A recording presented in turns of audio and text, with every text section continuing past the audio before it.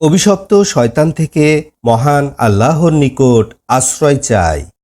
সকল প্রশংসা সমগ্র বিশ্বের প্রতিপালক মহান আল্লাহর জন্য।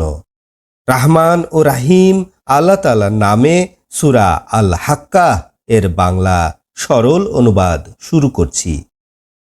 কিয়ামত কি? সেই কিয়ামত কোন জিনিস আপনাকে অবগত করবে যে কিয়ামত কি? সামুদ জাতি আদ জাতি কিয়ামতকে অস্বীকার করেছিল। অতঃপর সামুদ জাতি ধ্বংস করা হয়েছে সীমা লঙ্ঘনকারী বস্তুর সাহায্যে। অতঃপর আদ জাতি তাদেরকে ধ্বংস করা হয়েছে প্রচণ্ড ঝোড়ো হাওয়া দ্বারা। প্রবাহিত রাখা হয়েছিল উহা তাদের উপরে 7 রাত 8 দিন অবিরাম।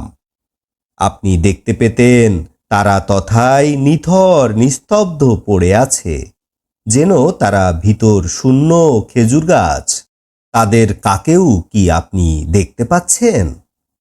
অপরাধ করেছিল ফেরাউন এবং তার পূর্ববর্তীরা, এবং যাদেরকে উল্টিয়ে ফেলা হয়েছিল তারা তাদের রবের রাসূলদেরকে অস্বীকার করেছিল।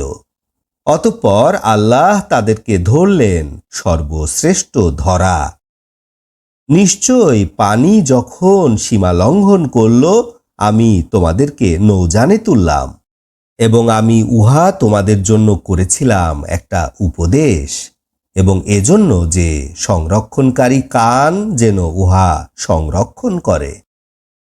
যখন শিঙায় একটা মাত্র ফুৎকার দেয়া হবে, পৃথিবী এবং পাহাড়গুলোকে স্থানচ্যুত করা হবে, অতঃপর উভয়কে এক আঘাত করা হবে। সেই দিন অনুষ্ঠিত হবে কিয়ামত, এবং আকাশ ফেটে যাবে। সেদিন উহা হয়ে পড়বে দুর্বল, এবং ফেরেশতারা আকাশের কিনারায় চলে যাবে, এবং সেদিন আপনার রবের আরশ বহন করবে 8 জনে। সেদিন তোমাদেরকে আল্লাহর সামনে উপস্থিত করা হবে, তোমাদের কোনো কিছু গোপন থাকবে না।